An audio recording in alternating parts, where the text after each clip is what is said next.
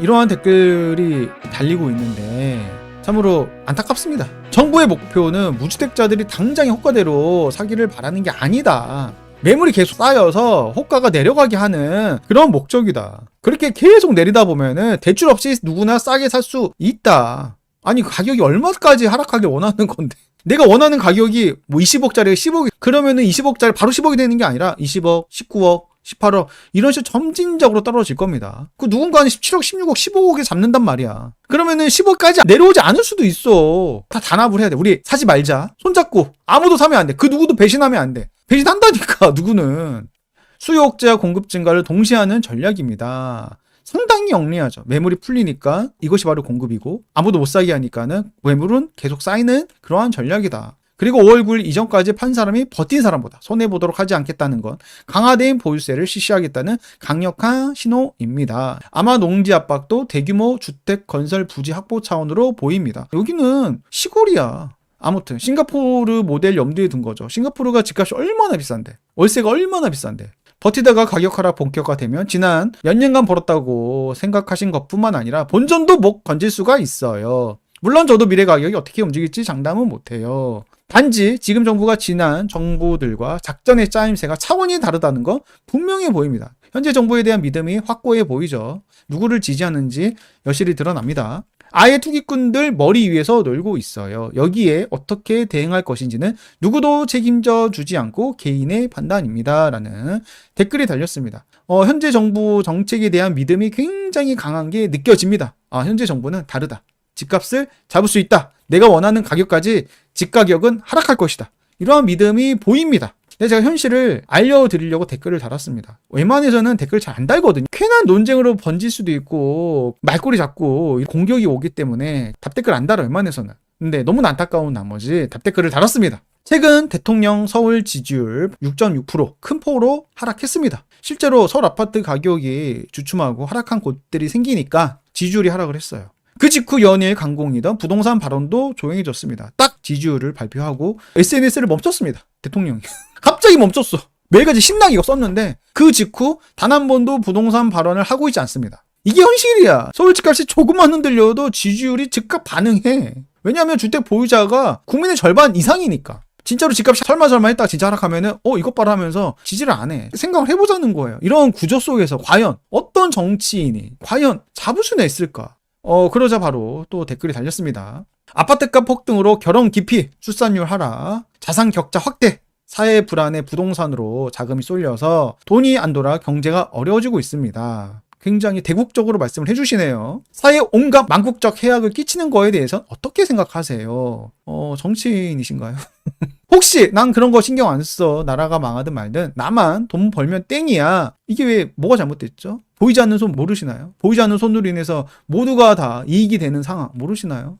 이건 아니시겠죠. 대답 없으셔서 암묵적으로 인정하시진 않을 거라 믿어요. 대답을 원하니까 그래서 답변을 드렸습니다. 난 돈만 벌면 땡이 아니라 집은 원래 돈이 몰리는 자산입니다. 그렇지 않습니까? 주식도 오르면 사고 싶고 금이 오르면 또 사고 싶고 비트코인도 오르면 사고 싶은 거야. 사람의 그냥 본능이야. 여기에 옳고 그름은 없어. 그런데 유독 집만 꼭 옳고 그름을 따진단 말이야. 왜냐면 여기는 필수제니까. 아니 필수제이기 때문에 더 사야 돼. 그러니까 문제의 원인 완전 잘못 짚은 거야. 그리고 그거 아십니까? 한국 집값이 2015년 대비 세계 주요국 비교해보면 가장 안 올랐습니다. 미국, 일본, 중국, 유럽 비교해보면 안 올랐습니다. 제자리예요. 평균 집값입니다. 우리나라가 지방 그리고 빌라 안 올랐어요. 서울 아파트 일부만 올랐기 때문에 많이 올라간 것처럼 사람들이 느끼지만 평균 집값으로 비교해보면 하나도 올라가지 않았습니다. 이게 현실입니다. 아니 최근에 많이 올랐잖아요 라고 할 수도 있어서 이 자료도 갖고 왔습니다. 2025년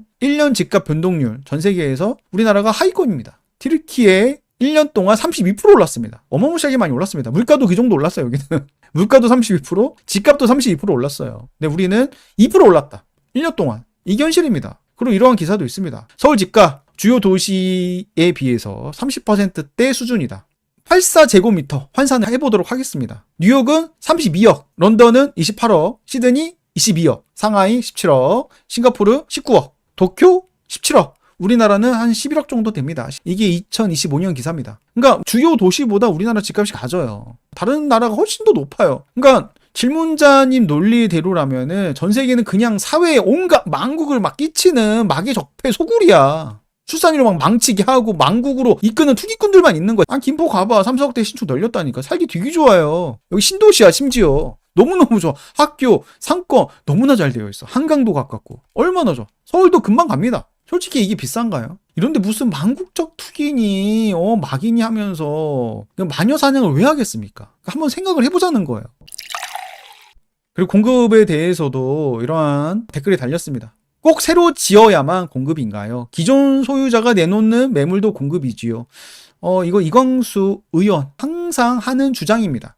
다주택자가 보유한 매물 내놓는 것도 공급이다. 그 논리를 그대로 말씀을 해주시고 계십니다. 어떤 컨텐츠를 보고 계시는지 알겠죠? 공급 확대가 무한정 가능하다면 숙주나물님 말씀이 일리가 있다고 생각합니다. 그렇지만 서울이 그렇게 공급을 무한정할 수 있는 땅도 아닌데, 땅도 없는데 어떻게 하면 공급을 확대할 수 있을까요? 용적률 올리면 되잖아. 우리나라 평균 용적률이 서울 150%입니다. 되게 낮아요. 웬만한 도시들은 200%가 훌쩍 넘습니다. 우리나라가 유독 낮습니다. 과거 데이터를 봐도 그렇게 공급해서 집값이 안정돼도 몇 년 안 가서 서울로 사람들이 몰려들며 새로운 수요가 생겨나서 다시 집값이 상승하지 않았던가요? 그러니까 공급을 더 해야지. 예전에 공급할 땅 여유라도 있었지만 이제 거의 한계 상황 아닌가요? 용적률을 올리면 됩니다. 뭐 경감 보호니 문화재 보호니 집 가격에 대해서 그렇게 예민하면은 경감보호 왜 합니까? 문화재 그거 안 보면은 무슨 탈이 생깁니까? 하늘 가리면은 그렇게 무슨 큰일이 생겨요? 집 가격 잡는 게 더 중요한 거 아니었어요? 망국적 투기라면서 집 가격 잡아야 될 거 아니야. 되게 여유로운 소리를 하고 있지 다들. 하늘을 봐야 되고 산을 봐야 되고 저기 종묘 가리면 안 되고 되게 여유로운 소리를 다들 하고 있습니다. 발등에 불이 안 떨어진 거야 보니까. 즉 공급은 잠시 몇 년간 수요를 충족시켜 주어서 집값 안정이 몇 년 가더라도 이후에 새로 꾸준히 생겨나는 수요 때문에 그 한계에 부딪힐 수밖에 없어요. 그러니까 공급을 해야 됩니다. 더구나 집 공급은 그 특성상 늘어나는 수요에 그때그때 대응하기 어려워서 주기적인 체증도 가중되고요. 즉 공급은 임시 처방일 뿐 답이 아니라는 거죠. 매물은 공급이 아니에요. 매물이 어떻게 공급입니까? 집의 총량이 변합니까? 매물이 나온다고 해서 집의 총량이 더 늘어나요? 아니야. 내가 판다고 해서 총량이 늘어나는 게 아니야. 이건 상식입니다. 팔면 누군가는 집을 사요. 하지만 누군가 또 사야 돼 집을. 서울 주택 보급률은 94%입니다. 집이 부족해요. 부족해. 100가구가 있으면은 집은 94채밖에 없다. 6채가 부족합니다. 이걸 지어야 되는 거 아니겠습니까? 부족한 총량을 늘리는 거는 결국 신규 공급밖에는 없습니다. 이거 매일같이 이야기를 했습니다. 근데 자파들은 신규 공급을 싫어해요. 신규 공급을 하면 당장 올라가니까. 규제를 풀어야 된다는 거를 본인들도 알고 있으니까. 그렇게 해서 수요 억제만 하자. 매물만 풀게 하자. 이런 식의 단기 처방만 하기를 원합니다. 먼 미래를 보지 못하고 단기적인 근시안적인 대책만 하기를 원해요. 왜냐면 내가 당장 싸게 사고 싶으니까. 미래는 내 알 바노. 당장 나는 기회를 잡아야 돼. 이러한 관점으로 말을 하고 있는 거예요 다. 다시 말씀드립니다. 서울은 땅이 부족한 게 아니에요. 용적률이 부족한 도시입니다. 우리나라 서울 평균 용적률 150% 수준인데 인구 밀집도는 세계 최고 수준이에요. 홍콩 다음이야. 그런데 뉴욕은 200% 정도 되고 용적률이, 파리는 250%, 홍콩은 500% 이상, 상하이는 한 500% 굉장히 높습니다. 우리도 용적률을 올려줄 필요가 있어요. 더군다나 상업지 같은 경우는 뭐 뉴욕 같은 경우는 뭐 2000%, 3000% 막 이래. 근데 우리나라 끼키야 1000%? 도쿄도 뭐 2000% 막 이상 막 그래. 엄청나게 높게 짓습니다. 근데 우리나라 그렇게 높게 못 짓죠. 층수 제한을 해버리잖아. 그냥 용적률을 산다는 개념으로 용적률을 사서 그 돈으로 지자체는 공공자원으로 활용하고, 그리고 집주인들은 높이 올려서 분담금을 줄이고 서로 윈윈하는 정책을 하면 좋겠는데 그렇게 안 합니다. 배 아픈 사람들이 너무 많아. 분담금 줄어드니까. 근데 높게 지으면 다들 그러잖아. 닭장이 되고 대지짐을 줄기 때문에 집에 대한 가치가 떨어진다. 그런데도 불구하고 반대를 합니다. 이 분담금 줄어들기 싫어서. 참 안타까운 상황이라고 볼 수밖에 없습니다. 진정 공급을 해야 되지 않겠습니까? 서울 2026년 수급 상황 신규 수요는 5만호 매년 생깁니다. 신혼부부 그리고 1인 가구 분화 매년 생겨나고 있습니다. 멸실은 3만호. 매일같이 서울의 집이 3만호 사라지고 있습니다. 신축 공급은 끼케야 2에서 3만호 밖에, 또 사망으로 인해서 빈집 공급이 최대치로 잡아도 1에서 2만호 정도밖에 안 돼. 최종 수급 결과는 약 4만호 정도 부족합니다. 집이 부족해. 집도 그대로고 사람도 그대로고 공급을 왜 해야 됩니까? 해야죠. 매년 결혼하는데, 매년 집이 부셔지는데 해야죠. 집이 사라지고 있어요. 집이 그대로가 아니라니까. 집을 계속 부수고 있어요. 집이 끼키야 집 수명이 30년밖에 안 돼. 인간 수명은 100년인데 집이 사라지는 속도가 훨씬 더 빨라요. 빨리 지어야 될 거 아니야. 근데 못합니다. 용적률 올려야 되는데 못해요. 용적률 올리면 집주인들 분담금 줄거나 아니면 환급 받아가지고 다들 배가 아파. 이게 진짜 핵심이야.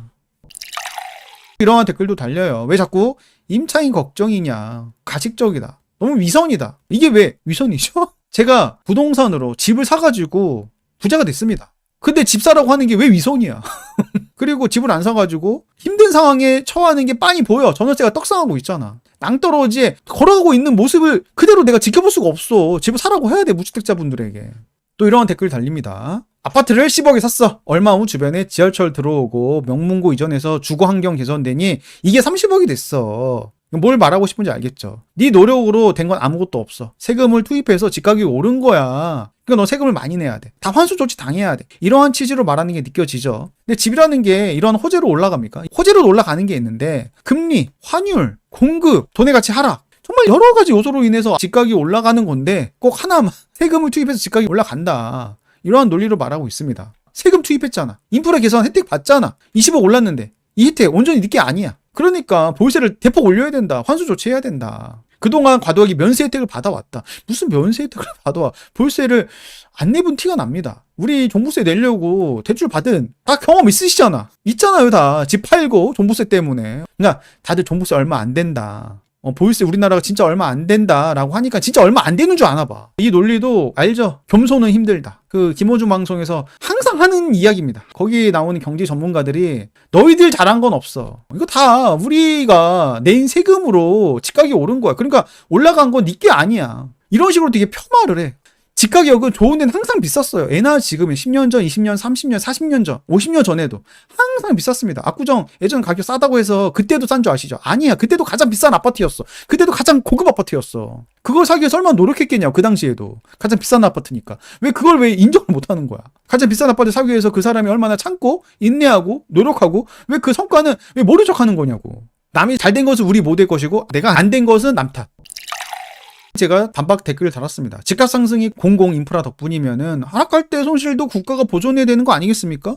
그리고 이미 세금은 취득세, 보유세, 팔 때 많이 올라간 거에 대해서 막대한 세금을 또 냅니다. 또 보유세도 공시가가 올라가기 때문에 올라간 비율만큼 보유세를 또 내요. 엄청나게 냅니다. 누징세 구조로 문턱 효과 어마무시하게 냅니다, 진짜. 투자 이익이 공공재라면은 투자 손실도 공공이 보존해야 맞습니다. 다시 말씀드립니다. 지금 논리는 이익은 사회가 가져가고 손실은 개인 책임지라는 거는 논리적으로 하나도 맞지가 않습니다. 세금은 혜택의 대가가 아니라 국민이 공동으로 부담하는 비용입니다. 심지어 영국 같은 경우는 보유세를 누가 냅니까? 세입자가 내요. 직접 사는 사람이 내. 인프라 혜택을 봤으니까. 지하철은 특정 개인을 위해 지어진 것이 아니라 도시 전체 효율을 위해 설치된 공공 인프라야. 그리고 그 인프라로 생긴 부동산 가치 상승은 당연히 소유권을 가진 개인의 것입니다. 정당한 재산 가치야. 국가가 인프라를 개선해서 도로를 깔아서 지하철을 깔아서 주변 집값이 올라가가지고 정부 것이 되어야 된다. 이 논리는 어디에도 없습니다. 그 논리라면은 상가 매출이 올랐어. 유동인구 늘어나가지고 그 상가 매출도 정부 것이어야 돼. 이 논리대로라면. 세금을 많이 낸 사람에게 재성금까지 부정하는 논리는 납세 정당성 자체를 흔드는 주장이다.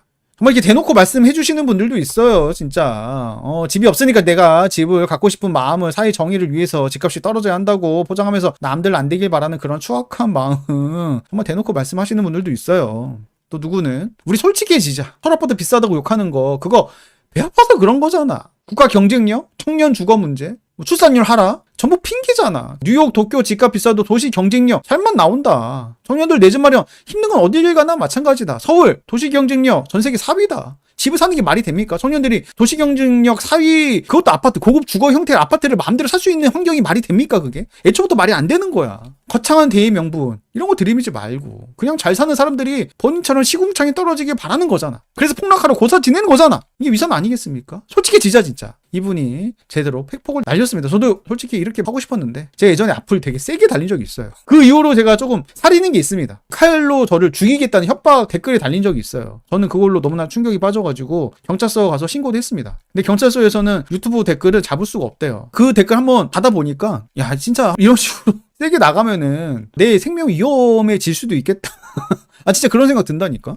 이 사람의 논리가 잘못됐다라는 걸 내가 부서뜨리면은 그 사람은 나를 원망하고 원한 감정이 생길 수밖에 없어요. 그러니까 세게 말할 수가 없는 거야. 참 답답합니다. 경제 레벨 수준이 어느 정도인지 드러나요, 솔직히. 그래서 하나라도 좀 깨우쳤으면 좋겠다라는 마음으로 친절하게 답변을 드렸습니다. 솔직히 힘들어요. 하루 이틀이 아니에요. 너무나 많이 저를 공격하는 댓글이 많아요.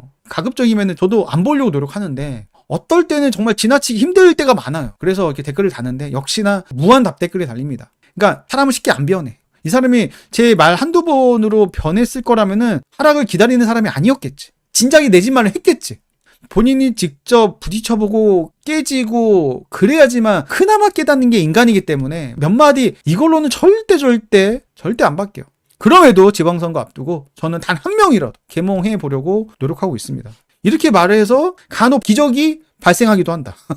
자, 아무튼 하루빨리 깨달으셔가지고 내 집 말 하셔서 자본가의 삶으로 하루빨리 진입을 하셨으면 좋겠습니다. 서는 곳이 달라지면은 풍경도 달라지는 법입니다. 등기 친자와 등기 안 친자로 세상을 바라보는 시야가 바뀝니다. 제가 등기를 수십 번을 치면서 내린 결론입니다. 적폐라서 막이라서 제 말이 안 들리겠지만 누구보다 경험이 많다고 자부하는 사람으로서 빨리 내 집 마련을 하시면 좋은 결과가 있을 거라 저는 장담합니다.